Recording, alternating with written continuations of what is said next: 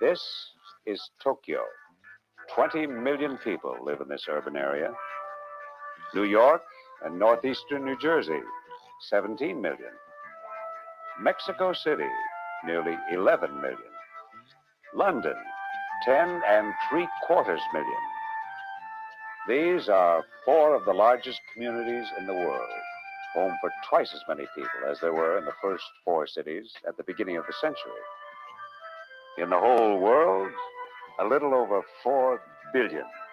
We can expect almost half again as many more just after we go past the year 2000. With more neighbors coming, there's more togetherness. All of us closer.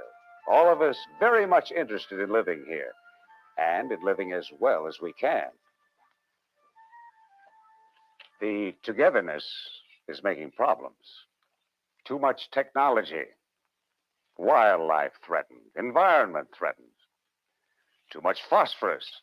DDT findings questioned. Ozone layers in danger. World headed for starvation. Mercury hazard analyzed. Clean air becoming expensive. PCB studies continue. The new threat in acid rain. New studies on 2,4,5-T. Nuclear power's too dangerous. We walk on the moon, but we can't cure the common cold. How wonderful if we could return to the good old days. Well, when were they, anyway? Well, most people would say, in between 1850 and 1900, somewhere in there.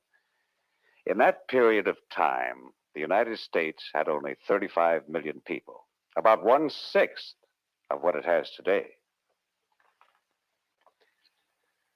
This was Pittsburgh in the 1890s, well before they thought of cleaning up the air. This is Pittsburgh today. Overcrowding? This was Broadway in New York in 1869. Chicago in 1906. They hadn't really figured out what to do about garbage. Sometimes it made city streets a bit of a problem. Life in the country? The old oaken bucket? Ask Mother. If you worked in a factory, you deserved a lot of sympathy. Washing down the streets with disinfecting compounds. Diphtheria, scarlet fever, and smallpox were the diseases of the day. To get away from it all, you could take a trip on the train. You could play some football. Or even go to the park on a Sunday afternoon. It's hardly even a good question whether people would like to go back to all that. It probably couldn't happen anyway, since there are now so many more of us to provide for, and considering what we would want to have provided. Take chemicals, which shared those newspaper headlines we saw. This is only one of the chemicals that makes up gasoline, as it looks on paper. Gasoline itself being a combination of some of tens of thousands of chemicals in commercial use. Our reliance on chemicals today ranks along with our need for electricity and steel, or with practically anything you might think of as a necessity in our civilization. Anybody knows what gasoline looks like, or what it smells like if they happen to spill it on their hands, but not many would say they understand its chemistry.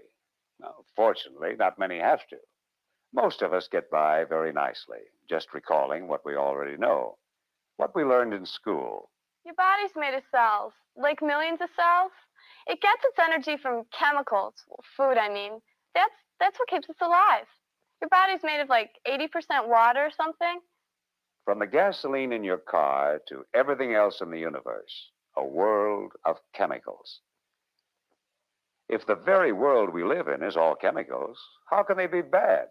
Why those disturbing headlines? Anything's potentially bad if there's too much of it. Salt is an example. Salt helps food taste good. Salt contains sodium and chlorine.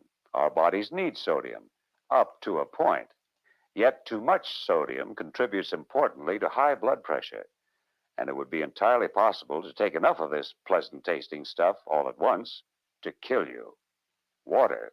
You need it in order to live. But anyone who drinks too much water all at once, when the body is dehydrated, is asking for trouble. Wouldn't be the thing to do, let's say, after getting lost in Death Valley. Arsenic, anyone? We usually think of it as deadly, and it certainly can be. Yet we go through life carrying a small amount of arsenic quite harmlessly in our bodies. Indeed, there's evidence that our bodies need a small amount of arsenic for normal body function. PB, the symbol for lead.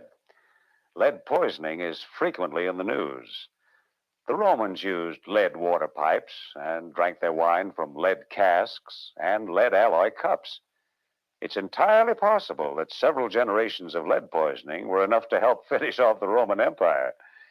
And yet, as with that arsenic and many other unfriendly compounds, you and I walk around every day with some lead in our bodies without being troubled in the least. It's always the question, in other words, of how much is too much. The acceptable dose.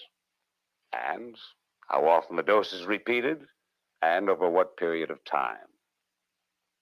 Imagine links in a chain constructed to protect the safety of a human being living in our time. The stronger the links, the more assured the safety. This is the environmental link, the safety link, medical care, medical research, industrial hygiene, analytical chemistry, and the link called toxicology. The simplest meaning of the word is the study of poisons. In a chemical company, the toxicology lab is where the action is in determining that acceptable dose and much more. 40 or 50 years ago, if you were accidentally exposed to a toxic chemical, you might well have served as the original guinea pig testing it.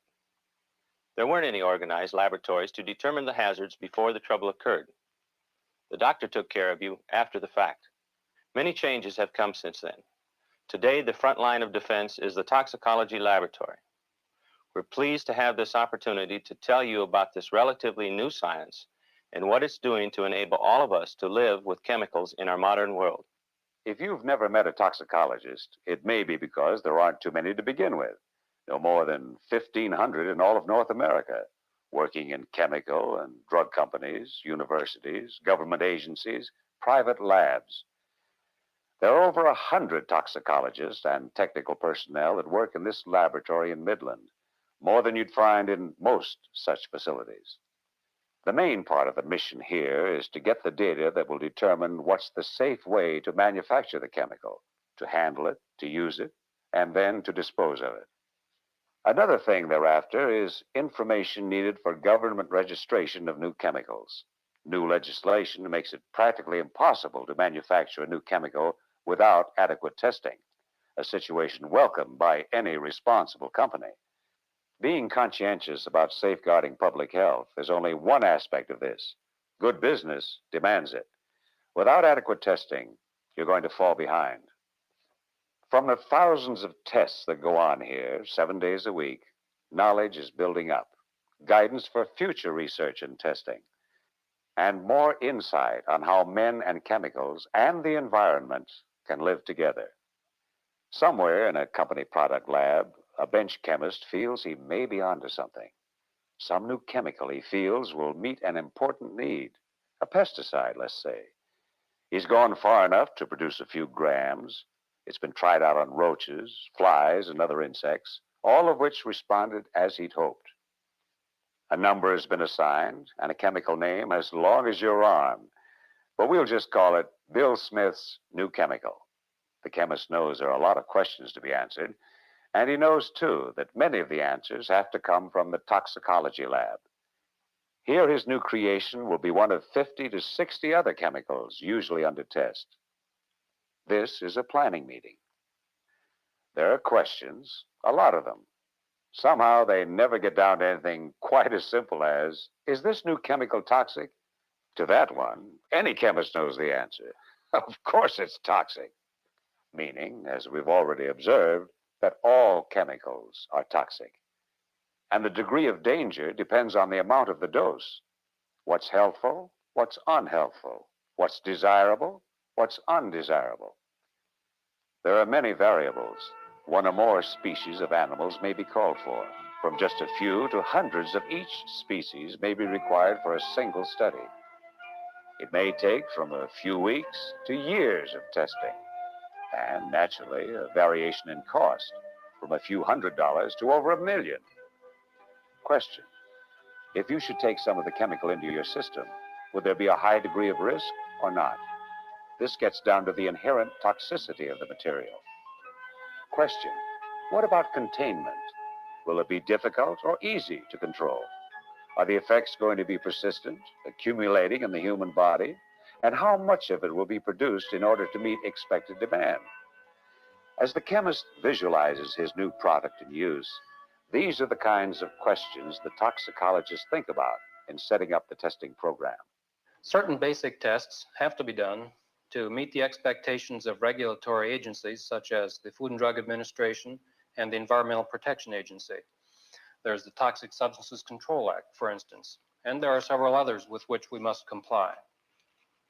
These basic tests deal with the acute or short-term hazards that might arise from handling or using the chemicals. For example, these workers, where the chemical is produced, the first concern has to be for their safety. So tests are designed accordingly. What's the degree of risk in accidentally splashing the chemical on the skin, or from breathing it as a result of it being suddenly released into the air? What's likely to happen if it's taken into the digestive system, as might happen through mistaken identity? The testing of animals here in the lab, what about this? How good are tests on animals when the health and safety of people is what you're talking about? Testing animals? I don't believe it. Animals aren't people. I wonder about it. Sometimes I think the only reliable guinea pig would be a human being. The toxicologists are closer to the subject than just about anyone. What's their view? And what is it they do working with animals in a toxicology laboratory? We concentrate on the similarities and allow for the differences, which requires professional judgment, but is fairly easy to do. The animals are mammals, which means they have the same functional organs that you and I have. A rat or other laboratory animals used in our studies have a heart, lungs, liver, kidneys, brain, and other vital organs as are found in people. The cells in these organs are functionally comparable to man's. With our animals, we can study large populations and several generations within a short time. During the 70-year lifespan of a person, mice or rats will run through about 200 generations. In reproductive toxicology, this means that we carry on studies in a few months that represent many years in terms of human beings. Our animals are exposed to conditions you might encounter if you were breathing in the chemical, as a worker might. We want to know what levels can be tolerated and at what level the hazard begins. With inhalation testing, we can arrive at these answers. Some tests are short-term, 90 days. Others are chronic or longer-term, approximately 2 years in our animals. This is a model of the DNA molecule. It's our main interest in molecular toxicology because it's the DNA in the nucleus of cells that functions in transferring characteristics from one generation to the next. We look for any mutations or changes we can find after our animals have been exposed to a chemical. Bill Smith's new chemical may or may not be headed for that kind of testing, depending on its nature and intended use. We're interested in what happens to the chemical in an animal's body as well as what happens to the animal. A man and a mouse may handle the same chemical quite differently, although it's often a matter of degree. What the changes in the chemical are, what causes them, and how important they are. That's what our people and our facilities have to find out. Of course, the reactions of people are monitored too, but not till after the testing with the animals. There's surveillance of the health of those who come into contact with the chemical, say in an industrial environment. Scientific judgments are made about the levels people can be exposed to without effect. You know, in some ways, people would be no better for toxicology testing than the laboratory animals we use. People come with all kinds of different characteristics, so that if you test, let's say, 200 people, who's to say what the 201st person will be like? You never can predict with absolute certainty how the next person is going to react to something. Animals vary too, of course, but in our laboratory animals, we come fairly close to a desired level of uniformity. We have more control over the variables, and therefore a better chance to know our subject. We wouldn't expect many surprises from these two rabbits. People who aren't familiar with procedures in a toxicology lab sometimes wonder how humane all this is. Who's looking after the well-being of the animals? The facts are, the animals in a lab like this lead a far better life than if they were in the wild. Better, in some respects, than many household pets. The life of a rat is about 2 years. This one has the prospect of spending all that time here with better care than most rats might possibly dream of. His quarters are environmentally controlled, 12 changes of air per hour. Each room he's in has individual humidity and temperature controls. Air is not recirculated. His health will be constantly watched by people with special training, using the latest scientific equipment, with every variation from the norm carefully noted. When an animal is to be destroyed, it's humanely put to sleep. Now, all these are considerations in general, backed up by specific procedures prescribed to ensure humane treatment of animals in toxicology laboratories. This rabbit is having a blood test. Has to have his checkup, you know, even as you and I. He doesn't enjoy it any more than a child does. The trouble here is, not trouble, really. You don't get much blood from a rabbit's ear. He's not going to weigh more than 5 pounds going in. Samples of blood can be obtained as often as necessary for evaluation, either before or during the course of the study. The tests performed on these samples are frequently more exhaustive and in some respects more sophisticated than the ones you get in your own physical checkup.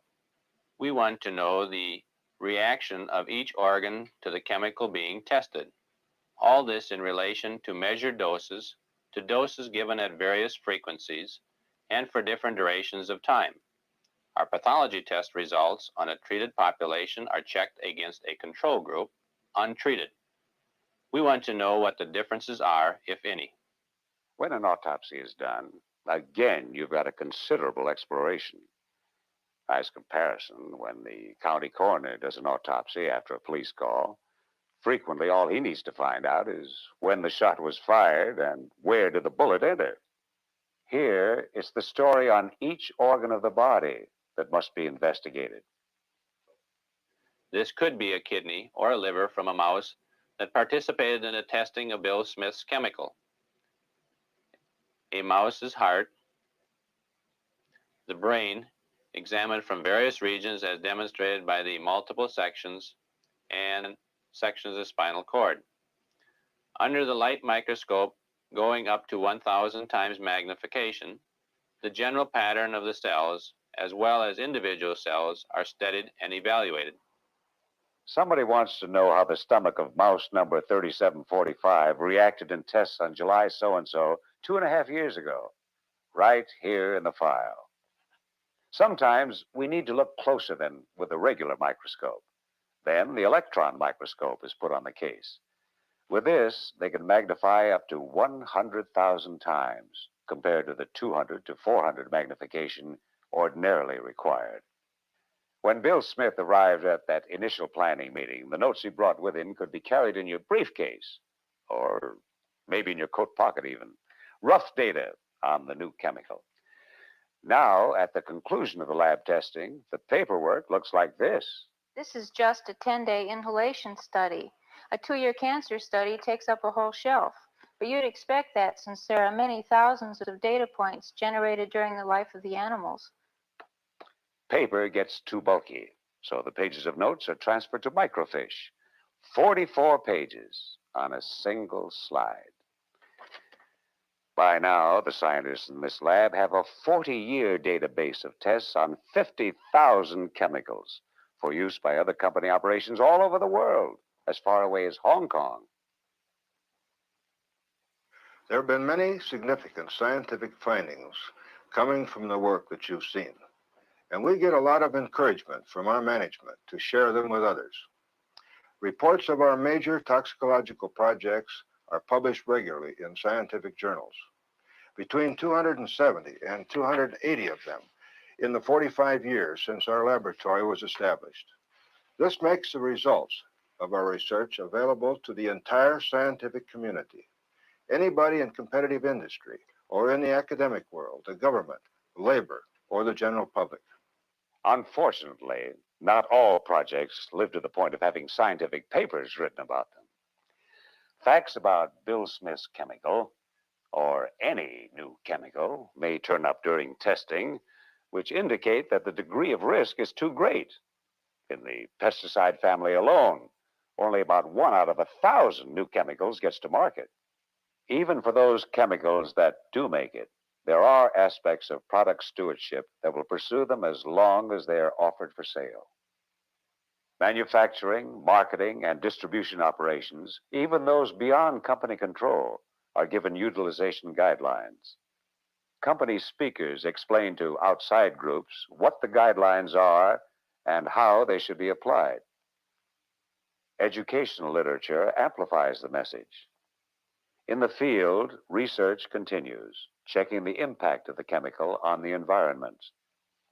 As we've seen, it's not an easy road. By the time things are all worked out and the new chemical has an assured status, years will go by. 15 years wouldn't be unusual.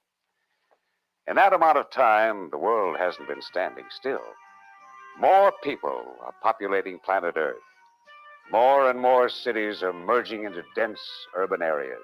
People seem closer together, and they are. More people want more things, more food, more everything. New industries are created to meet the new needs, new technologies. Back at the lab, more chemicals are arriving on the toxicologist's doorstep from other Bill Smiths throughout the company. New needs are creating new ideas. New trends in testing are appearing. New kinds of studies, with perhaps more attention paid to behavioral changes, the immune response, and other areas on the frontiers of scientific investigation. With all this, better understanding, more knowledge of what it takes to enable all of us and all of nature to live safely in our world of chemicals. The toxicologist is wishing for more hours in the day.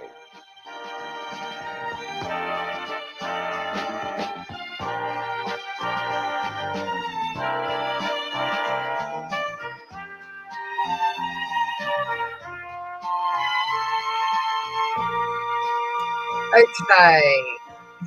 Excellent, Dow. Let's just see how responsible Dow is. So I found this video and I thought, well, I know a few things about Dow. So here comes from Good Jobs First, Violation Tracker. So we can just take a peek here. Violation Tracker, current parent company summary, Dow Inc., publicly traded, and their major industry is chemicals and material sciences.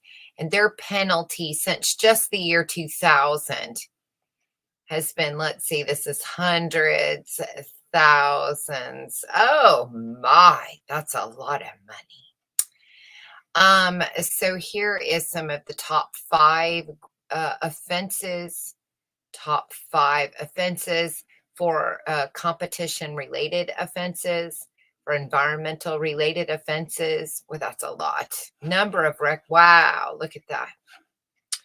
Financial offenses, safety-related offenses, government contracting-related offenses, price fixing or anti-competitive practices, environmental violations, investor protection violations, False Claims Act and related, wage and hour violations.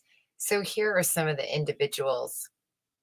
Look at how many environmental. Didn't he say they were very responsible? Foreign corrupt practices. some tax violations, of course, labor related, and lots of environmental. And that's just some of them. And when you do go, when you do go and look at Dow Chemical lawsuits, you find a lot of, not so sweet things. So I'm not totally sure how responsible Dow Chemical is.